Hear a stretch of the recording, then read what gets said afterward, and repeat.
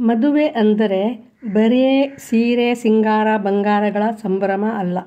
ದಾಂಪತ್ಯವೆಂದರೆ ಒಂದು ಪವಿತ್ರ ಸಹಚರ್ಯ.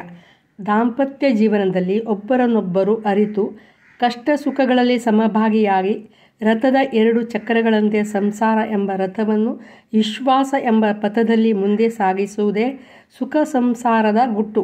ಪತಿ ಪತ್ನಿಯರಿಬ್ಬರೂ ಸಂಸಾರದ ಹೊಣೆಯನ್ನು ನಿರ್ವಹಿಸುವುದರಲ್ಲಿ ಸಮಭಾಗಿಯಾಗಿರಬೇಕು.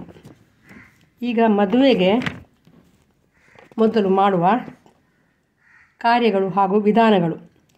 ಫಸ್ಟ್, ನಾಂದಿ ಮತ್ತು ನಿಶ್ಚಿತಾಂಬೂಲದ ವಿಧಿವಿಧಾನ. ಮಾಡುವ ತಯಾರಿ ವಧುವರನ ಕಡೆಯವರಿಗೂ ಒಂದೇ ಪ್ರಕಾರವಾಗಿರುತ್ತದೆ. ಮೊದಲು ನಾಂದಿ. ಮದುವೆ, ಮುಂಜಿ, ಉಪನಯನ ಮೊದಲಾದ ಶುಭ ಕಾರ್ಯಗಳನ್ನು ಮಾಡುವ ಮೊದಲ ಹೆಜ್ಜೆಯೇ ನಾಂದಿ. ನಾಂದಿ ಇಟ್ಟ ನಂತರ ಶುಭ ಕಾರ್ಯಗಳಿಗೆ ಕುಟುಂಬದವರಲ್ಲಿ ಜನನ ಮರಣಗಳ ಸೂತಕ ಇಲ್ಲ. ಮದುವೆಯ 10 ದಿನದ ಮುಂಚಿತವಾಗಿ ನಾಂದಿ ಇಡುವುದು.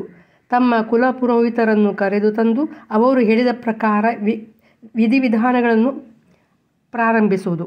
ಶ್ರೀ ಕುಲದೇವರು, ಶ್ರೀ ಗಣಪತಿ, ಗ್ರಾಮದೇವರು, ಶ್ರೀ ಗುರುಗಳನ್ನು ಸ್ಮರಿಸಿ ಕಾಣಿಕೆ ಇಡುವುದು. ಶುಭ ಕಾರ್ಯದ ಮೊದಲ ಪ್ರಾರ್ಥನೆ ಶ್ರೀ ಗಣೇಶನಿಗೆ ಸಲ್ಲತಕ್ಕದ್ದು.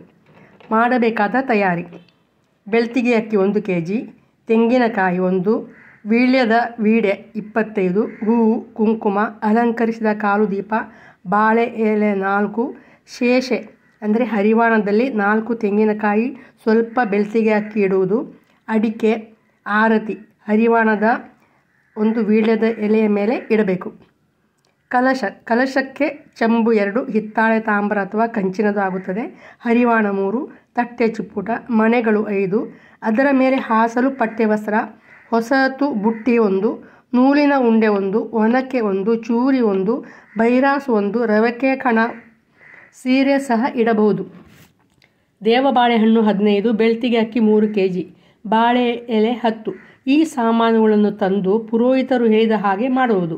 ದೇವರ ಪ್ರಾರ್ಥನೆ ಮಾಡಿ ಮೊದಲು ಪುರೋಹಿತರ ಕಾಲು ಮುಟ್ಟಿ ನಮಸ್ಕರಿಸಬೇಕು. ನೈವೇದ್ಯಕ್ಕೆ ಸಕ್ಕರೆ ಇಡಬೇಕು.